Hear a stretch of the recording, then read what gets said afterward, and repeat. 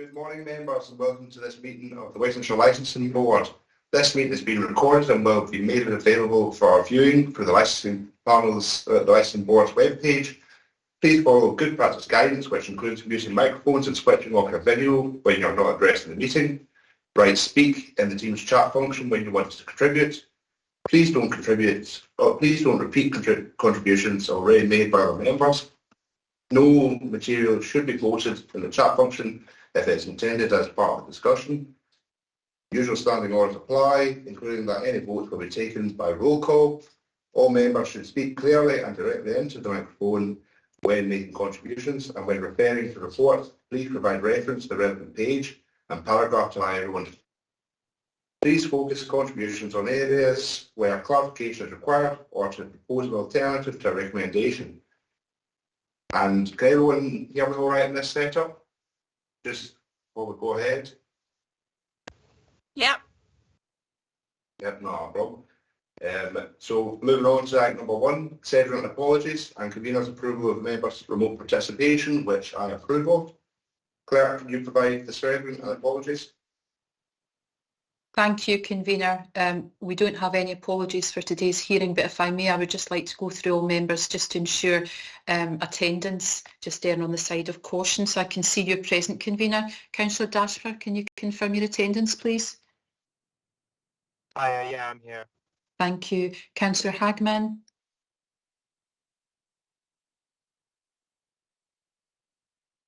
I can see Councillor Hagman on screen. Councillor Hill? Sorry, Caroline, we glitched out for a second there. Can you hear us, Caroline? You're back. Can you hear me okay, convener? We can hear you now. Councillor Hagman, can you confirm your attendance, please? I can see you on the screen. Thanks. Yep, and we can hear you fine online, Caroline. Thanks. Thank you. Councillor Hill? Yeah. Thank you. Councillor Ingalls? Yeah. And Councillor McCammon? Yep, here. Thank you. So, convener, all 6 members are present today and we're quorate to proceed. Thank you. Thank you, Caroline. Item number 2, declarations of interest. Any member with any declarations to make? No. I have a declaration in item number 9 in that they have written to me asking about timelines and the tenuous of the tenuousness of their application, which will assist them on a procedural level, and I don't believe that my interest is that of which I can't participate in the dealing of the matter. So moving on to item number 3, the minute of the last meeting, 24th of March 2023. Can we approve the meeting, the minutes of the meeting held on 24th of March 2023? Any members? Yeah. I've got David Ingalls and Chrissy Hill. Moving on to item number 4, Licensing Scotland Act 2005, applications for occasional licences and extended hours granted on a delegated authority. Report by the clerk to the board. This item is for noting and gives details of the number of occasional licences and extended hours granted under a delegated authority for the period from 14th of March 2023 to the 29th of May 2023. Are members happy to note this? Yeah. I'm not seeing any hands on the team chat. Oh, Councillor McCallum? Yeah, just saying happy to note. Thank you for that. So we'll move on. Item number 5, Licensing Scotland Act 2005, applications for minor variations granted under delegated authority for the board. This item is for noting and giving details of minor variation applications granted under delegated authority since the last board meeting. Are members happy to note this? No. Happy to noted. Note. We'll move on to item number 6, Licensing Scotland Act 2005, surrender of premises licence, the Old Colvin Creamery, Port Patrick, report by the clerk to the board. This item is for noting and gives details of a surrender of premises licence. Are members happy to note this? We'll note that. Item number 7, Licensing Scotland Act 2005, for variation of premises licence, Dancer Arms Hotel, Port Patrick, report by the clerk to the board. Clerk, can you go through this report and confirm the procedure for this item, please? Thank you, convener. Can the individual or individuals confirm who are speaking to this application reveal your name, please? Is anybody? Caroline, Paul Phillips is unwell at the moment, so he can't attend, but if he's available by phone if there are any questions. Thanks for that, Aideen. So nobody's present, members, as you just heard from Aideen, to speak to the application, as Mr Phillips has advised that he's unwell, but he has advised if you do have any questions that he may or should be able to be contacted via telephone. So going through the report, convener, it's a major variation application in respect of Downshire Arms Hotel in Portpatrick. The premises licence holder is Mr Paul Phillips. The application was received on the 3rd of May 2023, and in terms of the law, a copy of the application has been sent to those persons detailed at paragraph 2.2 of the report. In terms of advertising the site notice, the site display dates were Thursday the 4th of May to Friday the 26th of May 2023, and of course those are the dates the application was also advertised on the board's web page. I can confirm that satisfactory signed confirmation of site notice has been received, contrary to what paragraph 2.5 says at the time of writing the report. The last date for objections and representations was Thursday the 25th of May 2023, and no objections or representations have been received. The application itself, members, details are detailed at Appendix 1 to the report. The LSO report advising no adverse comment is detailed at Appendix 2, and Police Scotland have advised they have no adverse comment to make in relation to the application. So in terms of suggested procedure, convener, you may just wish to hear from the police confirming the position, and thereafter hear from the LSO, and if you have any questions. Obviously the applicant who's not present at this moment in time, whether you wish to have the applicant speak to the application via telephone, and whether you have any questions thereafter or a discussion amongst yourselves.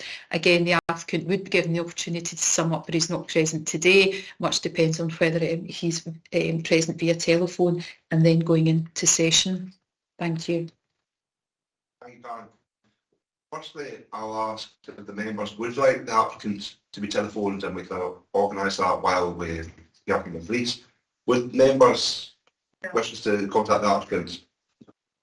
We are quite content to go ahead without the applicants in the room. Are members online willing to go ahead?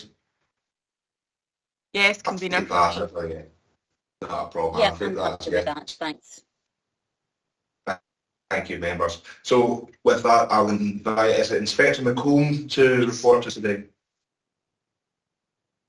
Good morning, convener. Yes, it's Hugh McComb. You've got myself this morning.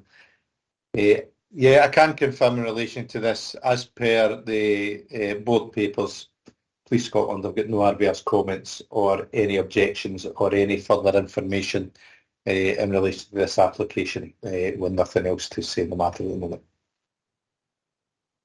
Thank you for that, Inspector. Can we have them invite the LSOs to give that report, please?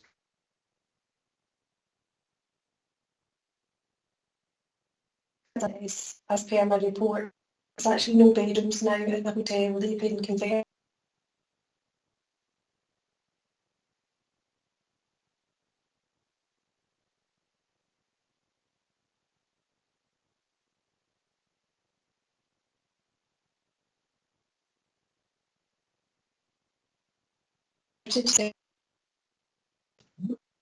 You know, the signal of that. Sorry, Chair. Members, we lost a bit of signal there again. I was going to say, convener, you completely start. froze, so online we couldn't hear anything at all. Yeah. Fine. I'll just start again, yeah. The reason behind the application is due to what used to be a hotel. There's no longer any bedrooms, which have been converted into self-catering accommodation, no longer associated with the hotel. So on a routine inspection, I discussed this with the licence holder, and obviously this has changed his layout plan quite significantly. That's absolutely no issues at all with the application. It was simply to regularise the situation, which is on in person, that there's no bedrooms. and the other changes are just to reflect that. Thank you, Chair. Have the members any questions for the LSOs today? No. We'll move on. So the applicant is unwell and will not be able to attend today. And the members have agreed that we're not going to bother him today. So the board will now go into, actually, Colin, do we have a sum up before we go into the session? Convener, there would be a sum up if the applicant was present, but as the applicant is not present, I think you can dispense with the sum up if you're happy to go into session. Thank you. I thought that was the case. Thank you for the clarification. So members will go into session.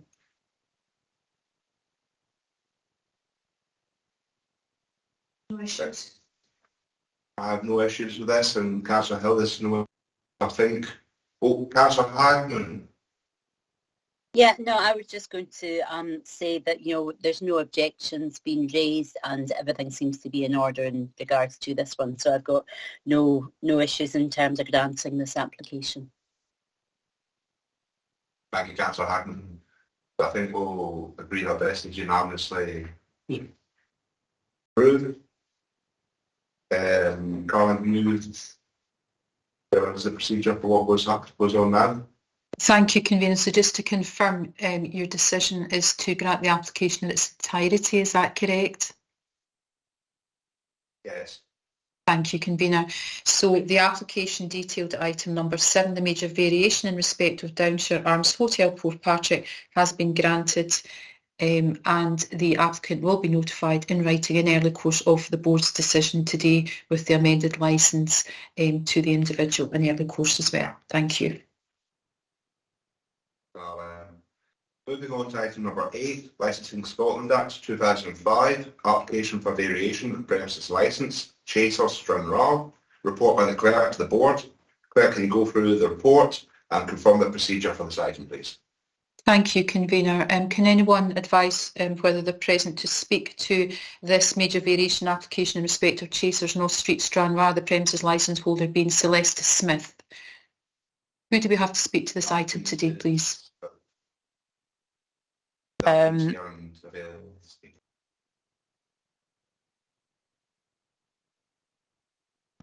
applicant is in Sun Street, Caroline, and available to speak. Sorry, Celeste Smith is present in Sun Street. Ah, right, thank you. Celeste Smith, can Celeste Smith hear me okay, please? Yes. Was that a yes, sorry? Yes. Right, thank you. So members, this is a major variation application in respect of Chasers and Stranraer, the premises licence holder being Celeste Smith, and you've just heard that Celeste Smith is here with us today. The application was received on the 2nd of May 2023 and it's detailed at Appendix 1 to the report. A copy of the application was forwarded to those persons detailed at paragraph 2.2 of the report. In accordance with the statutory advertising requirements, the board is required to display the notice on its website for a period of 21 days, and simultaneously the applicant is also obliged to display a site notice at or near the premises in a place and height where it can be conveniently read by the public. Those 21-day display dates were Wednesday the 3rd of May to Thursday the 25th of May 2023. The last date for objections and representations was Wednesday the 24th of May 2023. I can confirm that satisfactory signed confirmation of site notice has been received in respect of the application. In terms of responses to this application, members, the application itself is detailed at Appendix 1. The LSO report is detailed at Appendix 2. At Appendix 3, Police Scotland have an objection. Environmental Health have no objections, Planning have no issues, Building Standards have comment at Appendix 4, Scottish Fire and Rescue Service have no adverse comment. The applicant has submitted a supporting response to the police objection, and that supporting response is detailed at Appendix 5, and at Appendix 6 you will note that Councillor Scobie has submitted supporting comment in relation to the application. So in terms of procedure, Convener, I would suggest that you hear from Police Scotland to speak to the terms of their letter. Thereafter, questions from yourselves. Thereafter, hear from the LSO. Thereafter, questions from yourselves, if any. Thereafter, just consider the terms of the building standards comment detailed at Appendix 4. And then consider and digest the terms of Councillor Scobie's email of support detailed at Appendix 6.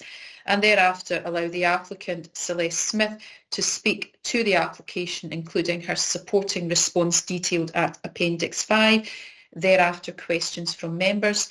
And thereafter, convener, perhaps allow the police to sum up their position, allow the LSO to sum up their position, and the last person to sum up being Celeste Smith prior to going into session. Thank you. Thank you, Caroline. Inspector McComb. Thank you, convener. Just confirm with the signal you can hear me okay as well. We can hear you fine at the moment. Thank you. Morning, convener. Good morning, members. It's Inspector McComb from Police Scotland going through the police report in relation to this application on behalf of Chief Superintendent Carol Maguire. I will take you to Appendix 3, which is our Police Scotland's objection letter to the application for variation of the premise licence at the premises of Chasers, 22 North Strand Street, Stranraer, and the applicant being Celeste Smith from that address.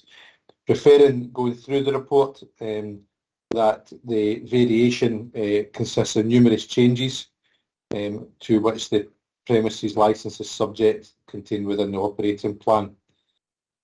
In terms of Section 29, it can be considered a variation, and under Section 22 of the Licensing Scotland Act, Police Scotland makes the following objection in relation to the outdoor drinking area at the premises. Police Scotland officers attended at the premises and spoke to the applicant and carried out an inspection which raised some concerns that I'm going to outline in this letter in relation to the planned proposed changes.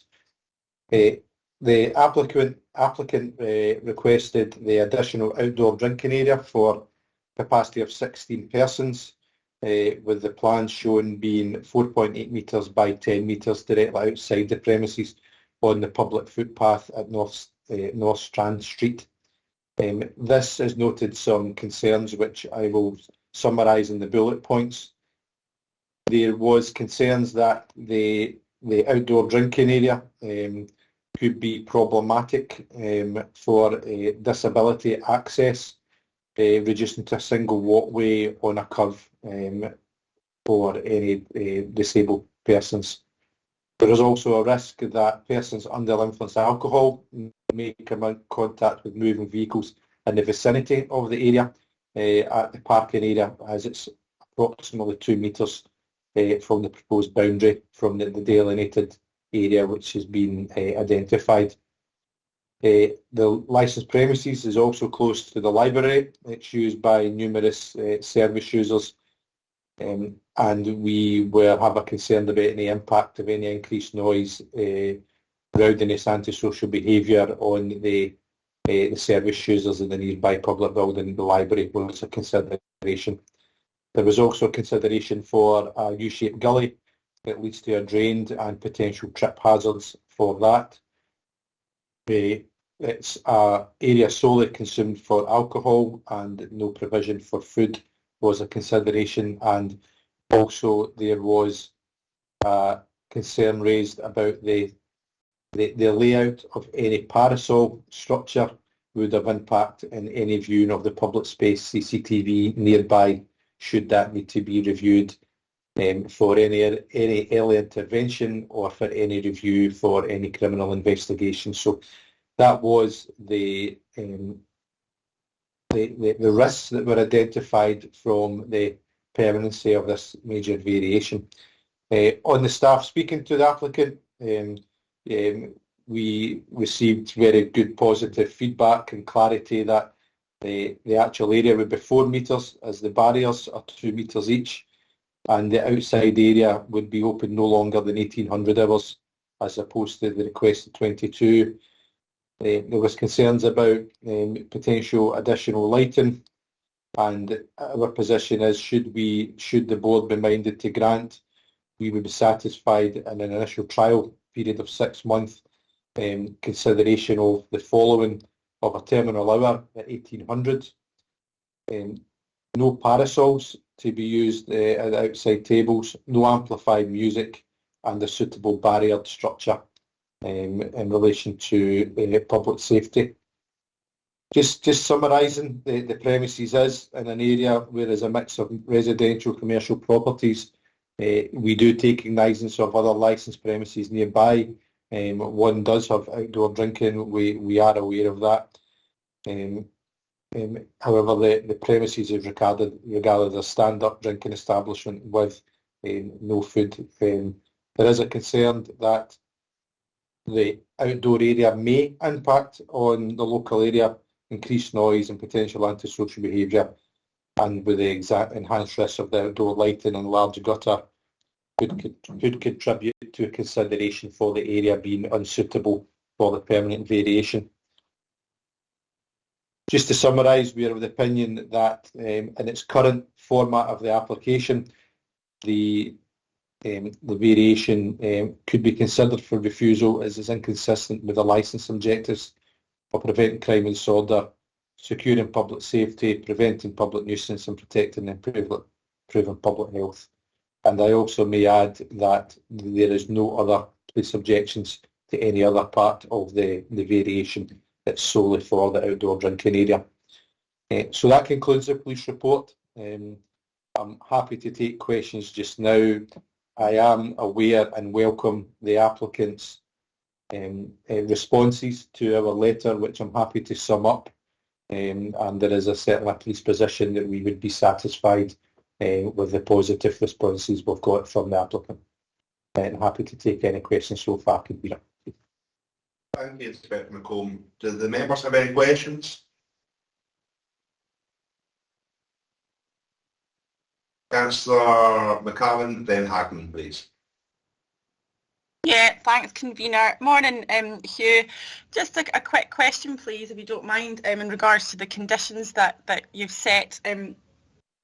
Was there anything during COVID that raises these concerns? Because obviously the setup was very similar at Chasers during COVID. So I just wondered if there were any concerns during COVID that highlights these conditions, please. Thank you. Thanks for your question. It's a very valid point. Whilst the outdoor drinking area was running on occasional licences during COVID, we didn't have any issues with the outdoor drinking. But I would probably caveat to say that those weren't normal times. There was a degree of compliance within society and the public at that time.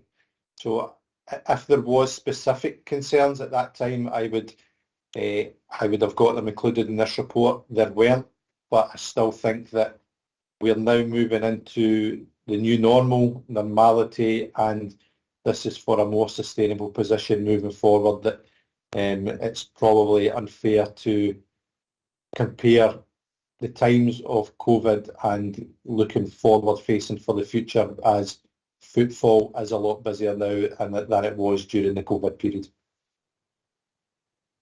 Thank you, Inspector McComb. Councillor McCallum, does that answer your question? Yeah, in a fashion, but I'll leave it there. No problem. Thank you for that. Councillor Hagman. Thanks, Convener. Thank you, Inspector McComb. I mean, it's really helpful that there's some concerns that you've raised, and the applicant has agreed with most of them. Although I'm turning to the use of parasols, and maybe I should declare that I'm massively concerned about rates of skin cancer, and the fact that there's increase of cancers, and all the data shows that exposure to sun, excessive sun, is exacerbating that issue. So from a public health point of view, I think it's absolutely crucial that, you know, we potentially do have shaded areas for people in outside drinking. So, but I also, you know, I know your concerns about CCTV. So I was just wondering if you were able to expand a little bit on that. Is it the premises CCTV or is it this on-street CCTV? And how much of an impact is this likely to have, especially if the parasols are potentially put away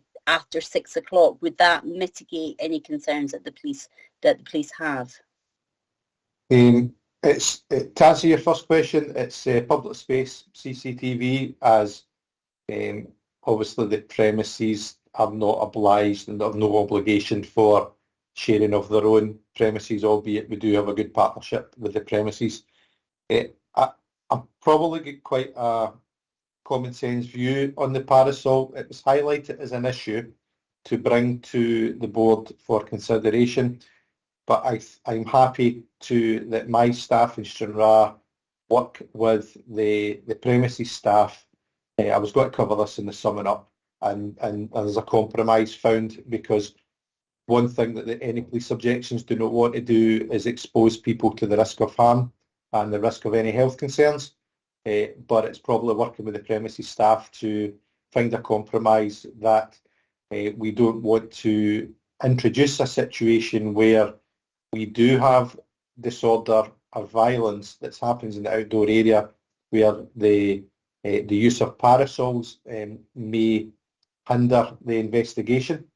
But that it's not that's an ideal world. At the end of the day, outdoor drinking does need shade. I totally accept that, and I think it's something that we just need to find a common sense outcome to. So I'm not putting a lot of weight in that, to be honest with you. Thank you, Inspector. Councillor Harkins, do you have a comeback? No, I think that's really helpful, and obviously when we go into session we can look at potentially, you know, other issues regarding that. But no, that's really helpful. Thank you. So I've got a question on the back of that, Inspector McComb. Is your issue with the parasol more if they're left in the tables over the evening and then blocking the CCTV, or is it through the daytime as well? Because otherwise we could condition that the parasols are removed after the terminal hour. It's probably when the area is most likely to be busy, which would be during the day when people are enjoying the good weather. Should there be any sort of violence, disorder and antisocial behaviour, there is an open space CCTV camera there which would facilitate the furtherance of the investigation, may identify perpetrators, and it's obviously in the premises' interest as well that, you know, we identify any perpetrators of any violence within their premises, and I'm sure the premises would want to work with police for that. So the concern was that occurrences might happen that were views hindered whilst the area is busy, but I would expect the premises in any case, once we hit the darkness hours in the premises, the outdoor area isn't operating, that parasols would be placed away in any case. So it's just to find a kind of compromise of having to see if we can have a shaded area for the customers' health reasons is rightly identified, but it still doesn't compromise our ability to review CCTV opportunities at the premises. What I'll also say to the applicant as well and everybody else, these CCTV cameras are for the whole town centre. We don't sit there surveilling the premises. It's not like that. It's not fixed on the premises. We don't watch the premises. It's a tactical option we can review if something happens. So it's probably more for the busy periods and finding a middle ground round about that. But I am open for a common sense approach to it. Thank you, Councillor McComb. Councillor Hill, sorry, Inspector McComb. Councillor Hill. Thank you, Convener. Whereabouts do the CCTV cameras point to? Which direction are they in? Are they in the direction of the pub? The outdoor area? Yeah, they are in the vicinity of the outdoor area and they're not fixed, so they've got the ability to rotate, so they can cover that area as well as other areas. So it's not fixed on that area. It's a rotating camera that can be operated by one of our operators. Thank you. And with other premises, when they apply for these licences outside to have parasols, do they have to have CCTV? Is there a stipulation that it would be best for them if they have an outdoor area? Apologies for asking you to repeat. I just didn't quite pick it up, the first part. If there was another licensed premises that has an outdoor area anywhere else, is there a precedent? Would you like to say that they need CCTV there? Or is it just because there is a CCTV camera in the street that's now become an issue? Because if the premises wasn't on a street where there was a CCTV, the parasols wouldn't be an issue. But because where it's placed and there is CCTV, it's become an issue. Yeah, it's the latter. It's not a condition to have the CCTV.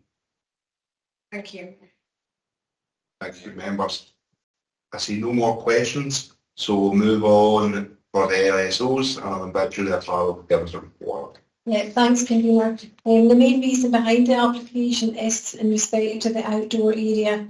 The customers in the premises, as I understand it, have asked for this repeatedly over the years, and especially since the COVID period when the area was available, it was popular.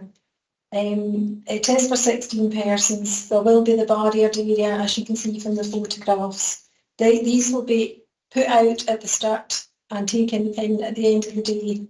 In terms of the terminal hour, the 6 p.m. would seem a sensible option, and given that the licence holder would be quite happy with that, that would seem a sensible way forward for that.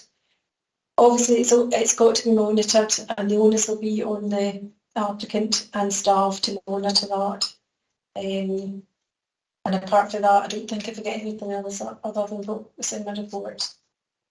Thank you, Julia. Members, any questions? With no questions from the case officer, can we move on to the applicant, please? Convener, sorry if I just may interject, just to ask you to just digest the terms of the building standards comment at Appendix 4. Of course, Councillor Scobie's email of support at Appendix 5, just for that wee bit, just before we allow Celeste Smith to speak to her application. Thank you. Thank you. Is there any questions from members regarding the documents?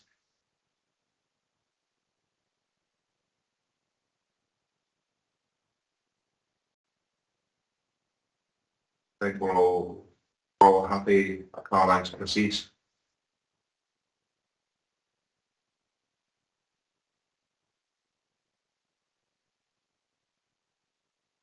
So we're happy to proceed. Celeste, would you like to give us your... Well, basically, if we apply for it, because people, to give them the option to sit especially in the better weather, it's only going to be outside, weather depending. If it's a really nice day, the stuff will get put outside, and it is only till 5:30, 6 o'clock at night, and everything comes back inside, so nothing's going to be left outside. It's got no parasols or nothing. Everything's going to be brought back in. Our staff changeover is 5:30, so staff will bring it all back in and change over. So between 5:30 and 6, everything's got to be brought in. So it's not going to be any later than that.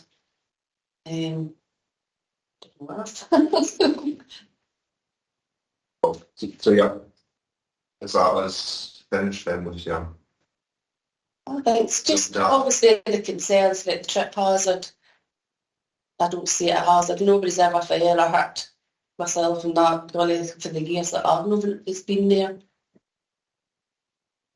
And they say that the distance for the car park and stuff, well, I've put it in there. There's plenty of space for disabled access and for people moving around. It's not going to cause any hassle for people trying to get round about. whether the plans are put outdoor drinking area. That's what it says. Any members with questions for that? Councillor Hackman and then Councillor Inglis, please. Yeah, no, thanks for that, Ms Smith. A couple of questions I've got just in terms of the additions to the operating plan that have been put in there. So 5C references indoor and outdoor sports. I was just wondering what the outdoor sports would be in such a small area, and also what you were looking at in terms of adult entertainment and what that might consist of.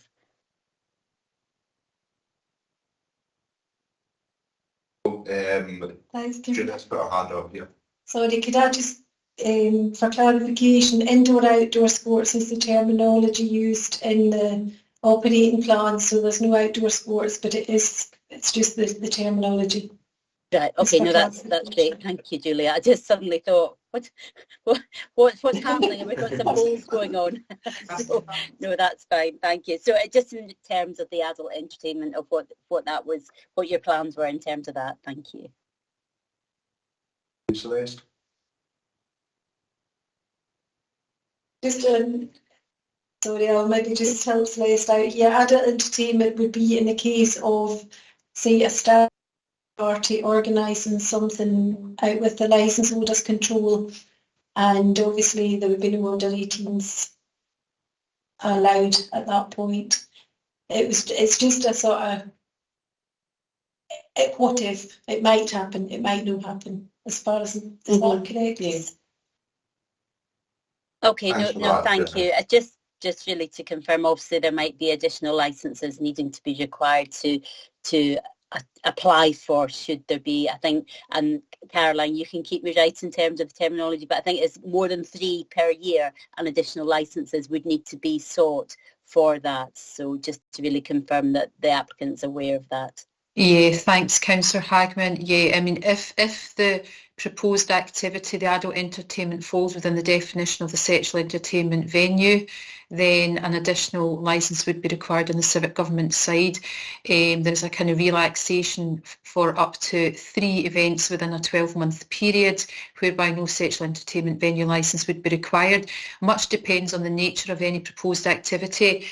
So, for example, a stag party, if that activity falls within the definition of a sexual entertainment venue, and it is a live performance and it need not be nudity, then a sexual entertainment venue licence would be required over that initial 3 within the 12-month period. So it's just for the applicant to be aware that if adult entertainment is given on that operating plan, it may be the case that she would need a sexual entertainment venue licence if she was hosting sexual entertainment venue, and of course in that regard she would be strongly recommended to seek independent legal advice to keep herself correct. Thanks. Thank you, Caroline. Councillor Hackman, does that answer the questions? Yep, no, that's useful. Thank you. Just to get some clarity on that. Thank you, convener. Thanks, Celeste. Thank you. Councillor Inglis. Oh, Councillor Hagan, you've covered Councillor Inglis' questions. So with no other questions, we'll move on to the sum up. And I would like to invite Inspector McComb to sum up. Thank you, convener. The summary of the police objection was concerns about increased noise, antisocial behaviour and disorder near to Instrinrath Town Centre and near to the public areas. A very welcome Celeste reply to everything that she sent. I think it's measured, balanced and provides me with a good deal of assurances for that. I think that the terminal hour for the outdoor drinking locally been managed to 1800 with no music in a 6-month review is more than acceptable. We put a lot of discussion there about the parasol situation. I'm very, very keen on local staff working with Celeste and doing a kind of crime reduction assessment of that and seeing what works and to see if we can find something that works for all parties and makes it a safer environment. for Celeste customers as possible. We're happy to support that. There has been issues raised about trip hazards, pavement width and rain gullies, and I'd probably just ask that our position is that that's managed by the staff. Early identification of risk to any customers or the wider public is managed appropriately. So in summary, we are very much happy to compromise with the 1800 hours terminal hour, the no music, and the working with ourselves and Police Scotland to work in partnerships to reduce any other risks to the staff and the wider public. And probably just for a point of clarity and summing up as well, that the public space CCTV, whilst it's operated by Police Scotland, is obviously the remit of Dumfries and Galloway Council as well. So there is a bit of kind of joint ownership of that that I'm sure you all as members are more than well aware of in any case. So, but we were certainly that. I'm quite happy to sum up that being the police position of 1800 and no music, and working with Police Scotland moving forward with a review in 6 months to see how this went, and that would allow us to get the rest of the summer and hot weather period over in relation to this application. Thank you, Inspector McComb. So, to sum up, please. Yeah, I would agree with Inspector McComb in that the 1800 hours, the no music, and I think the 6 month review would be a good idea. We just get the summer period and see how it's went. I'd be happy with that. I could do that. Celeste, do you have anything to sum up with and tell us? No, I'm quite happy to work with everybody. No problem, that's great. So members, we're in session. And do we have any suggestions or questions or? Application to the council in 6 months. So I've got a motion here from Councillor Hill to on a 6 month basis. I see I have Councillor Hackman, then Councillor Ingalls. Councillor Hackman. Thank you, Convener. I just wanted to check whether we would need to look at the issue of live music just to determine, is it any music or just live music outside? So just in terms of that. Music outside. So I'm just wondering if we need to tighten up the wording on that one. Maybe turn to Caroline for a suggestion. Yeah, Convener, can we just roll back a wee bit? Councillor Hill's motion was granting on a 6 month basis for a trial period. My question was, are there any kind of like conditions to be attached to that 6 month trial period grant, as in the issues that the police and LSO have raised with is it the terminal hour being 6 p.m, in relation to Councillor Hagman raising the issue about amplified music? You may wish to consider no music amplified or otherwise to be played or heard in that outside drinking area, because it may not necessarily be amplified music. And then if you're not playing music, it might still be audible within the premises and outside in that outside drinking area. So I'm just asking for clarity, that motion from Councillor Hill for that 6 month trial basis grant. What conditions, if any, is Councillor Hill wishing to attach? Thank you. I think we'll take the motion as an advisory, because I think we're probably going to end up giving this the nod anyway as unanimously. But I think the question that we're going to be asking is what conditions are going to be appropriate before we actually agree that. Would you agree, Councillor? Would you be happy for us to discuss conditions first? Yeah, we can discuss conditions. I mean, the terminal of 6 o'clock, I think, is great. No music outside, which Celeste has said there's not going to be any suitable barriers. Parasols allowed. We're working with the police to see if they can be positioned so that, there's some safety, and the trial period for 6 months and it to be reviewed. I think I'm more than happy to go forward with that. Now, I didn't give Katie the opportunity to come back and tell me if the answer actually for suit our question, and then I'll be on to Councillor Ingalls. Katie, the answer? No, that in terms of the music, that's fine, and I do think it's important that we do consider the use of parasols, but that's been discussed and clarified. So if we can ensure that that goes forward and that parasols are not put in as, or the lack of parasols are not a condition on this application. That's great. Thanks, Councillor. Councillor Inglis? Yes, right. I think, given we're all on the same page with this one, I think, and given the motion and the caveats that are attaching to granting this, I'm quite happy to support that motion.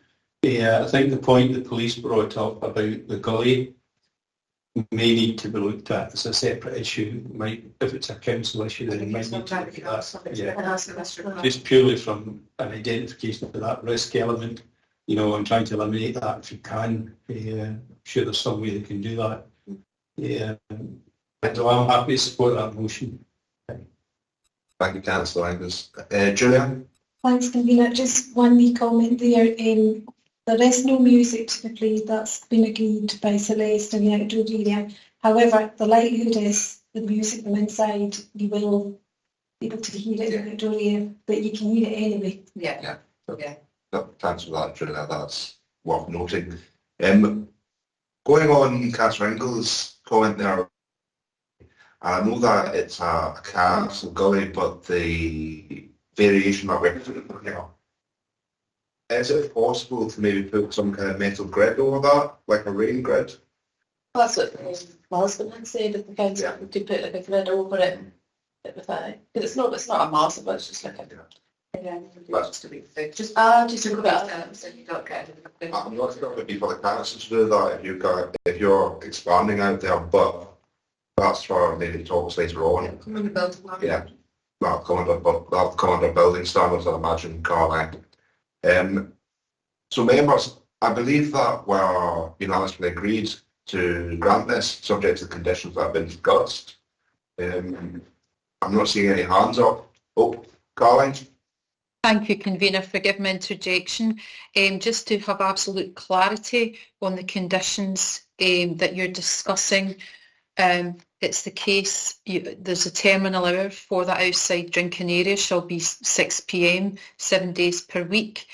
Can you just clarify the position, forgive me, on the parasols? Was it that there was no parasols to be used on the outside tables at any time? I think the agreement in the room anyway is that we are going to allow permission for parasols. So parasols are...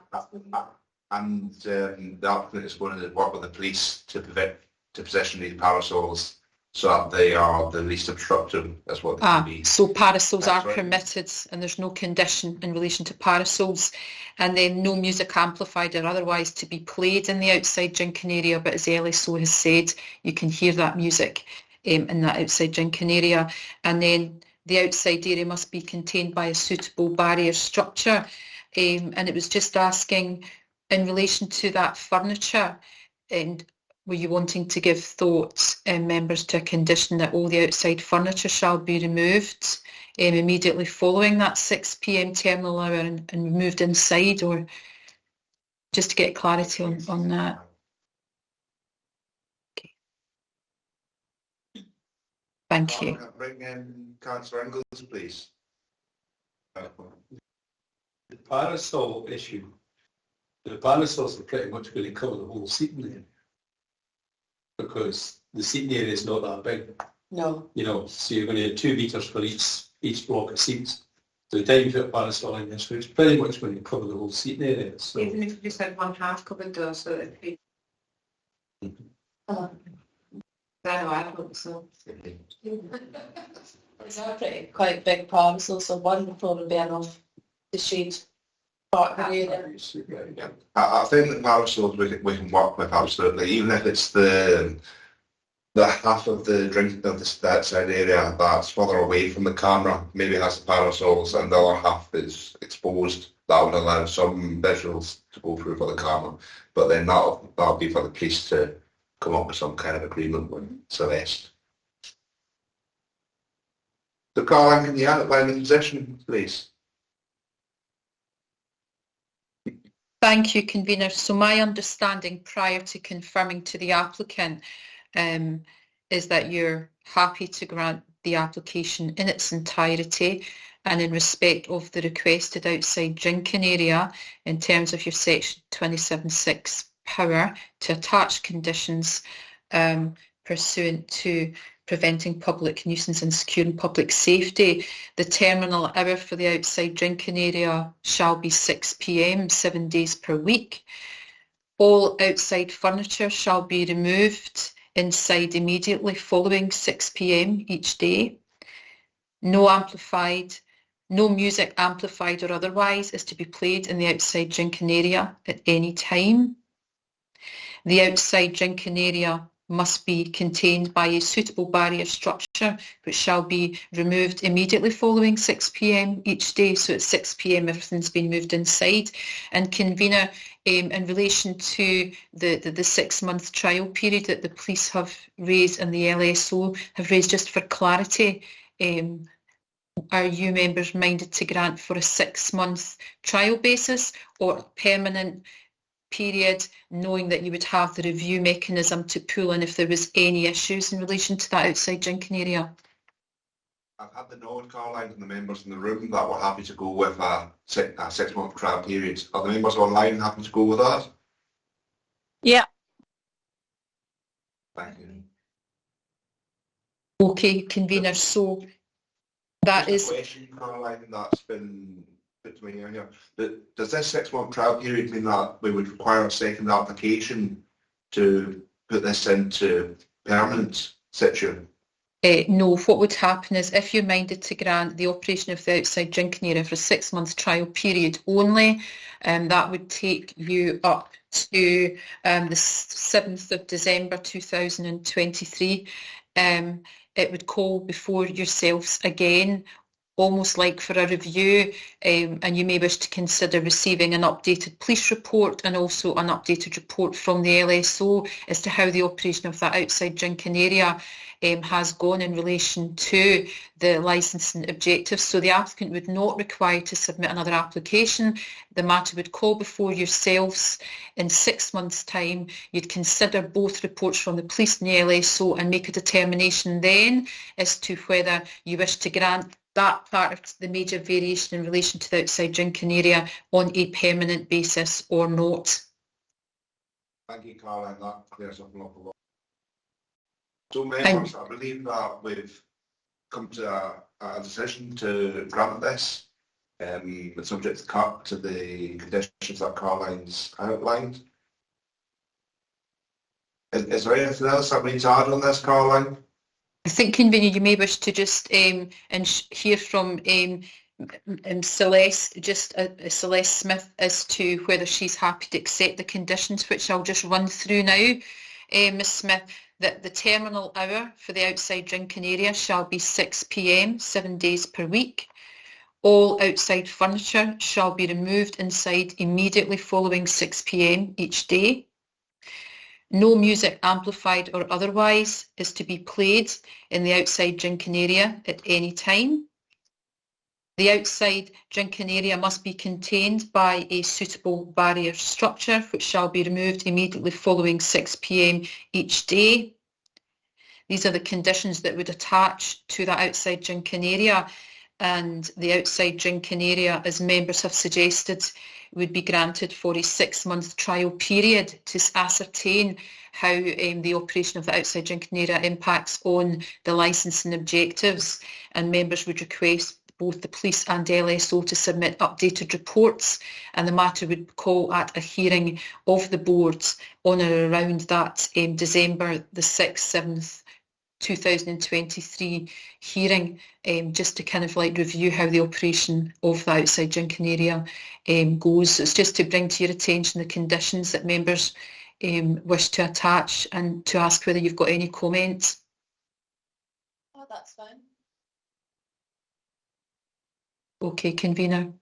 So the decision of today's board is to grant with all of those conditions for the 6-month period in relation to the outside drinking area and grant the rest of the application in its entirety. Yes. we're happy with that. Thank you. So I'll just go through again. The application has been granted in its entirety subject to the requested outside drinking area.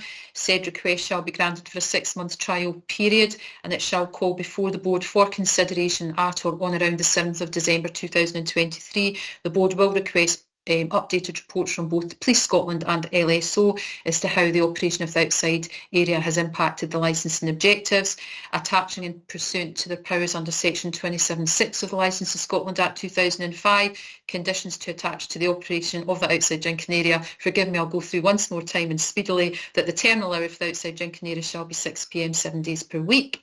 All outside furniture shall be removed inside immediately following 6 p.m. each day. No music, amplified or otherwise, is to be played in the outside drinking area at any time. The outside drinking area must be contained by suitable barrier structures, which shall be removed immediately following 6 p.m. each day, and those conditions are attached because they're deemed necessary or appropriate pursuant to preventing public nuisance and securing public safety. So your application has been granted in its entirety in the outside drinking area for a 6-month trial basis with conditions to attach. You shall be notified of that decision in early course in writing with an amended licence sent to you, and I'll discuss with the team the way forward in relation to what we do with the licence in that 6-month trial period. I'll raise that with Sharon Davidson, our licensing manager, who's present at today's hearing. Thank you. Thank you, Caroline. That was actually a tongue twister. Well, we just have a wee moment for Miss Celeste, for Celeste to say thank the building. Thank you. Thanks. Thank you very much. Bye.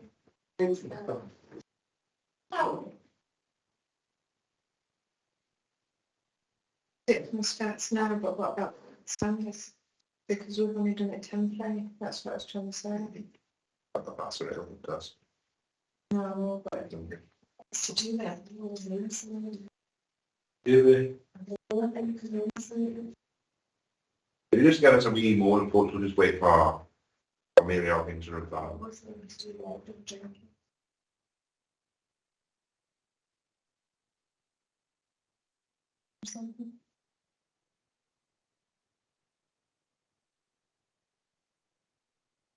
Just before we go on to the next item, Judah, is Miss McCulloch joining us? I believe she's now on my phone. Hello.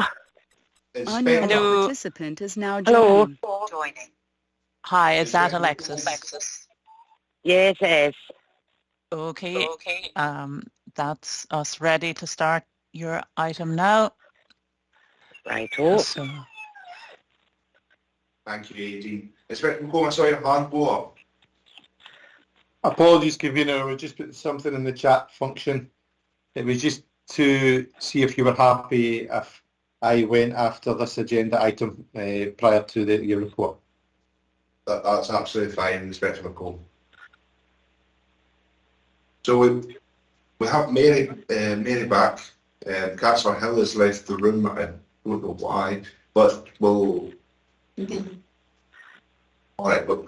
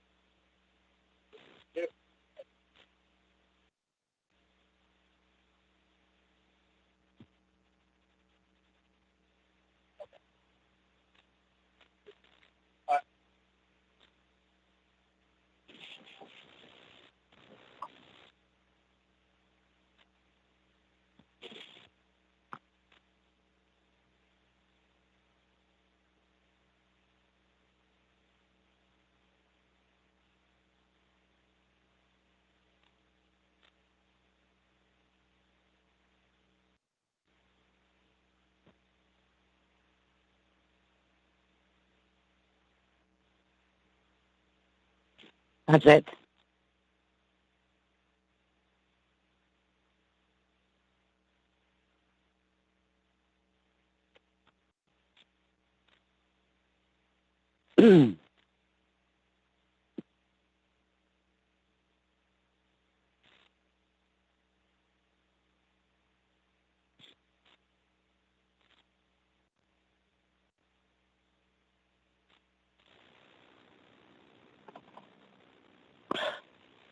And that's Councillor Hill back. Thank you for your patience. Moving on tonight, item number 9, Licensing Board of Scotland Act 2005, application for provisional premises licence, Stores Limited, Stranraer. Report by the clerk to the board. Clerk, can you go through this report and confirm the procedure for this item, please? Thank you, convener. It's not clear to me who's here to speak to the application. Can you state your name, please, and in which capacity you're here to speak to the application? It's Alexis McCulloch, owner of the shop. Okay, thank you, Ms McCulloch. So remember, this is an application for a provisional premises licence in respect of McCulloch Stores at Fairhurst Road, Stranraer, and the applicant is McCulloch Stores Limited. The application was received on the 7th of March 2023. A copy of the application was sent to persons detailed at paragraph 2.1 of the report. I can confirm that section 50 provisional planning certificate and disabled access and facilities statement has also been received. In terms of advertising, the display dates were Friday the 12th of May to Saturday the 3rd of June 2023. I can confirm that satisfactory signed confirmation of site notice has been received. Last date for objections and representations was 2nd of June 2023, and no adverse comments in relation to the application have been received. There's no objections or representations. Unknown The participant application is now exiting. Convener, do you wish me to pause there because we've just heard that an unknown participant is exiting? I just want to make sure Ms McCulloch is still with us. By the looks of it, Caroline, the phone number has left the meeting, which Ms McCulloch is using. I'll dial her in again.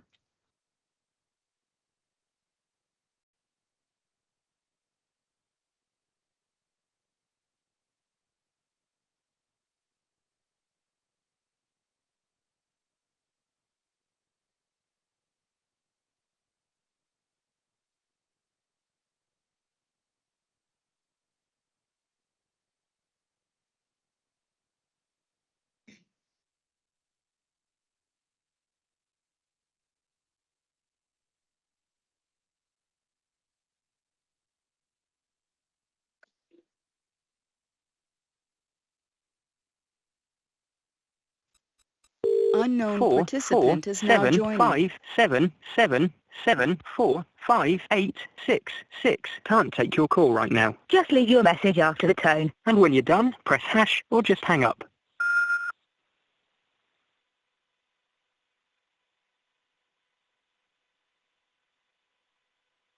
Aidan, could you try one more time?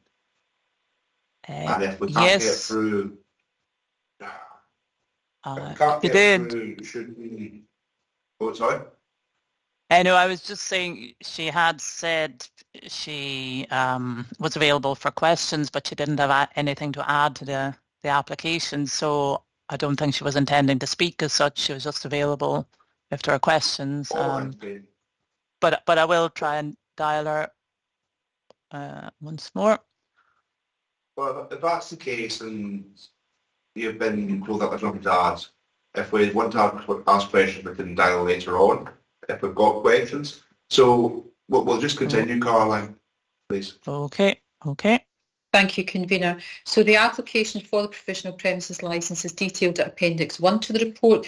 The LSO report advising no adverse comment is detailed at Appendix 2, and the police have confirmed a clear report. So in terms of suggested procedure... Sorry to cut in. Is Miss McCulloch's voicemail still on with our meeting here?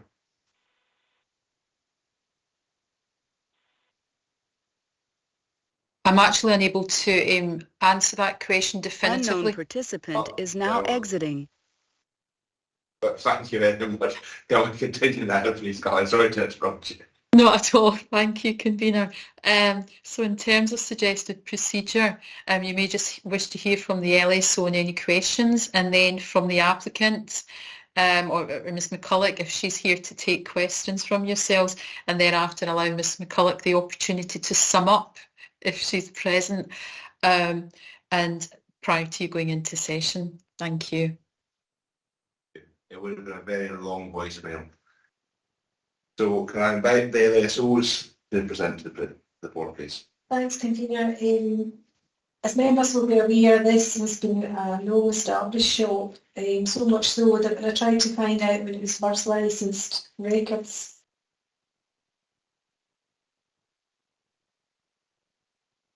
for 2021 and the tenant surrendered the licence.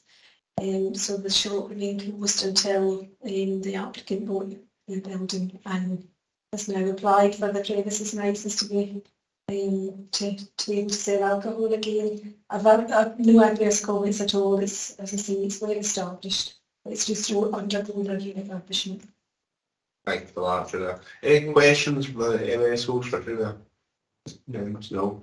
I'm not seeing any hands up online, so I think we'll move on. Caroline, just to confirm, the police aren't giving us a report here at all? The Police Scotland have advised a clear report, so everything is clear from police. But I can see, forgive me, Inspector McComb, I thought you'd disappeared, but maybe it's after this hearing you're disappearing. So you may just wish to hear, convener, from Inspector McComb to confirm the police position. Thank you. Thank you, Caroline. Inspector McComb?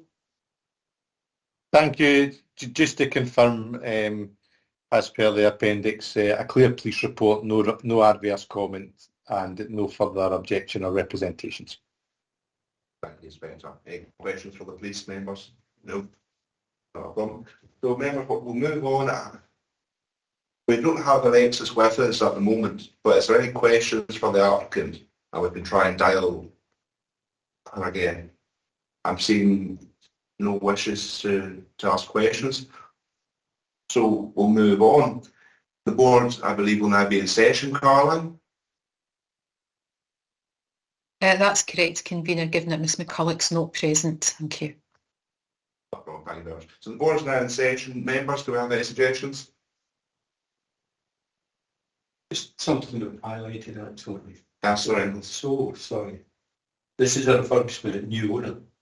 Yes. And have they had experience selling alcohol in the past? So they've got a shop in Stranraer already. Okay. Yeah, that they've been operating for a number of years. Okay. So members, I've got it on the table to grant this from Chrissy Hill. Yeah. And a support from Councillor David Engels. I'm happy to go with that. Members online, are we happy to grant this application? Yeah. Yep, happy to make convener. Good stuff. Thank you very much. So, Caroline, I think we're happy to grant this unanimously. Thank you, convener. So the application for a provisional premises licence in respect of McCulloch Stores, Fairhurst Road, Stranraer, the applicant being McCulloch Stores Limited, has been granted by the board today, and that decision will be notified to the applicant in writing in early course, and with the licence following an early course also. Thank you. Thank you, Caroline. So, members, moving on to item number 10. On Inspector McComb, you're free to leave us. Thank you very much, convener, and everyone. All the best for the rest of the day. Thank you. Thank you, Nan. So, members, on to item number 10, Licensing Scotland Act 2005, the Act. Section 9A, Annual Functions Reports 2022 to 2023, report by the clerk to the board. This report seeks the board approval for the draft functions report for 2022-2023, attached at the appendix for publication in accordance with Section 9A of the Act. Clerk, can you go through this report and confirm the procedure for this item, please? Thank you, convener. So as you've just said, you've been asked to approve the draft functions report for the period 2022 and 2023, detailed at the appendix. In terms of procedure, you may wish to consider looking at the terms of the report if you wish and asking any questions, and we have officers here today, as I understand it, to hopefully answer any questions that you may have in relation to this report. Thank you. Thank you for that, Caroline. Members, any questions? Any questions online either? So, members, I think we're happy to note this item. And we'll move on. Is there anything else to add, Caroline, before I move on? Thank you, Convener. So you've just been asked to approve the terms of the report for publication. Thank you. So we're happy to approve the report for publication. Thank you. And moving on, oh sorry. Do we need an interpreter for this one?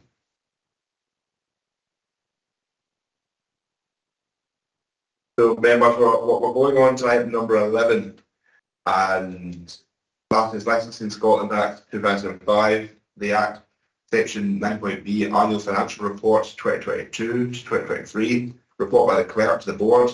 This report seeks the Board's approval of the draft financial report 2022-2023, attached to the appendix for publication in accordance with Section 9b of the Act. Can you go through this report, please? And I will note that there is a typing mistake in the report that Councillor Inglis is pointing me out to at the moment. So if you could maybe speak to those typos as well to give us the clarity on what they are supposed to be. Thank you, Convener. So in terms of the report that's come from ourselves, I do know there's lots of typos on it, but I can confirm that those are certainly not from our end. They're clearly errors for whatever reason that have occurred at print. It's certainly not from the licensing team. So apologies for those errors, but they're from the print units. In relation to any other errors that you pick up in this, if any, in the annual finance report, happy for you to point them out to me, and then I could perhaps give further comments. You've been asked to approve for publication this annual financial report. You'll note at paragraph 2.5 of the licensing report that the financial report shows a deficit of £7,782. Officers are here if you wish to ask any questions, and hopefully officers will be able to answer. Thank you. Thank you, Caroline. Do members have any questions on this one? Not seeing any hands. Oh, Councillor Houghton.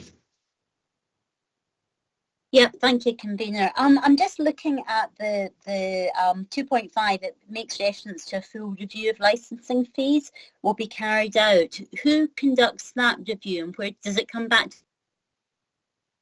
to conjoined boards? And when was the last full review actually done? Can I just check? Thank you, Councillor Houghton. Is that?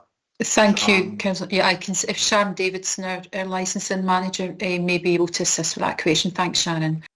Yeah, thank you, Councillor Hagman. The last review was actually carried out in 2017. A lot of the fees that the licensing board put on applications are actually set in statute, so we have very little scope to look at those. However, there are certain license types, application types that we can look at. So we will be carrying out a benchmarking exercise against other licensing boards, and we will be putting a report to the licensing boards probably at a conjoined meeting, because obviously these fees are set across our whole region, and we'll be asking members to consider some options based on the findings from the review. I think it was just to highlight there's no comparisons. We're kind of comparing from previous years, so it'd be useful to have that in the future if that's possible. Yeah, of course. I imagine that's a document that can be easily be shared. It can, yeah. We've got an annual financial report for every year for the last years, so we can certainly keep that as a separate appendix to the report, just so that you can see the comparison between the years. Not a problem. Thanks, Sharon. And could we have that email to the members offline, please? Yep, certainly, I'll do that. Any more questions from members? I'm not seeing any hands. So John, I've got a couple of questions here from page 69 and page 70, and this is pretty much to do with all of our income and outgoings. So I've got questions regarding, well, this page 70 I'm looking at right now, and that is indirect costs, which is ICT, £7,887. How does Wigtown Licensing Board spend that kind of money on ICT? It's not just Wigtown Licensing Board, convener. This is the licensing boards across the region. It's very difficult for us to split it into board areas because licensing have a budget as a whole. So that ICT cost covers the whole of the licensing boards throughout the region. Costs in there would be costs that we've incurred through services from our BTS sections and the accommodation and the financial services. It's basically costs that we have incurred as a result of use of those services. So they aren't directly taken from our budget, so to speak, but they are an indirect cost for the running of the licensing boards. Thanks, Barbara. So under that, I know that a lot of the officers that we have dual roles, and for example, Judy as a HMO officer, I believe, as well. Does the likes of, say, for example, I don't want to point out Judy, but does that salary and does that reflect that? It certainly does, yeah. What we do is we look at, obviously there's the headings of all the direct staff costs, so we look at each individual officers and we work out what proportion of their time is spent on licensing board activities, licensing board work. So like the licensing standards officers costs in there, that isn't the whole of the licensing standards officers' salaries. That is a proportion of it. The same for yourselves as members and in fact everybody on that direct staff cost list. We have to, it's not a scientific calculation, it's based on, you know, what we think officers are spending time, what proportion officers are spending time on, but it's fairly accurate. That includes your clerk as well, Vlad Valiente, in there for the legal services part of it. I also have a question regarding the accommodation, £1,402. Yeah, I mean, these figures are provided by finance because obviously, like I said, that they're not a cost that I can actually see in black and white as part of our budget. So the accommodation costs are things like heating, insurance for the building, other costs that are associated with the building, like the building facilities assistance as well. So there's a kind of raft of costs that come in under that, and it's not the costs for the accommodation are split between each service that occupies that building. Okay, thanks for that, Sean. As you can tell, we've got a couple of heads for figures in this room today. So I'm being asked by Councillor Hill. Sorry, what supplies and services then at 15,000 under other direct costs, please? Supplies and services are they're actually a variety of things. So they would be things such. We've got costs in there for bank charges, for example, when we take application fees over the phone. We've got confidential waste charges, printing costs for board papers, etc., photocopying costs. We've also got like post, like the mail. So that's basically any services that the licensing board needs to carry out its functions. Right, okay, so that's different to stationery. Yeah, stationery, for some reason, the format of the report, stationery has its own kind of standalone heading, but supplies and services really just kind of encompasses everything else. We've also got in there things like mobile phone bills, membership fees and subscriptions, comes under training and development, so that they've all got their kind of separate headings. So when we come back on that, Sean, you mentioned that there was bank charges included in that aspect of spend. Then on indirect costs, which is financial services, that's where I would assume bank charges to come in. Is that financial services and the council's financial services? Yeah, that's correct, convener. That's purely like our internal cost for any financial services provided by them to us. Thanks for that, Fran. Do any of the members on the line have any questions before we move on? Without the hands, I think that's a no. So, members, are we happy to approve? Yes, we're happy to approve this report, and we'll move on to number 12, Equality Act 2010 specific duties, Scotland Regulations 2012 mainstreaming report 2021 to 2023. Members are asked to adopt the Council's Equalities mainstreaming report 2021 to 2023, and 2.2 agree to publish documents on the Fleeting Galway Licensing Board webpage. Claire, can you go through this report and confirm the procedure for the website, please? Thank you, convener. So you are indeed being asked to adopt Dumfries and Galloway Council's Equalities Mainstreaming Report for the period 2021 to 2023. This mainstreaming report you've actually already adopted and approved at full council at its meeting on the 30th of March 2023. You did so with your council hats on, so you have already approved and adopted it, but the legal obligation is for the licensing board also to have one in place. So what we do, just in terms of pragmatically, is that the licensing board uses the council's mainstreaming report for adoption and approval. You're just being asked to adopt it and agree for its publication on the licensing board's webpage. Thanks. Thank you, darling. Councillor Hagman. Yeah, thank you, convener. I actually raised a load of questions on this report when it went via full council, and it didn't stop the report being adopted, but I'm just wondering, all the questions, because I recall there was quite a number of points raised on this report. Are they captured somewhere? Because obviously there's no point in us repeating all those same questions once again. But just to sort of maybe note for the minute that there were various points and questions asked and answers received at the full council, and just how do we note that within this remit? You, Carla? So, Councillor Hagman, you've said that there were various points, questions asked at the full council meeting at the 30th of March 2023, and answers were received. So it could be just noted in today's proceedings that those questions were asked, and that you, based on the answers given, that you're satisfied to adopt and agree to publication of this mainstreaming report.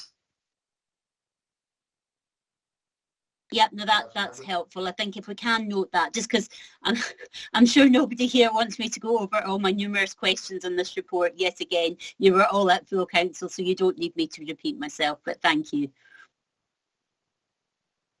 Thank you for that, Councillor Hackman. Any other members? No. The members 2.1 were asked to adopt the Council Equality Mainstreaming Report 2021-2023.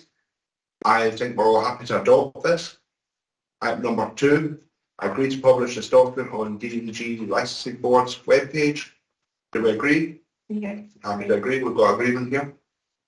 So members, I believe that's us for the day. Thank you. Thank you for your participation.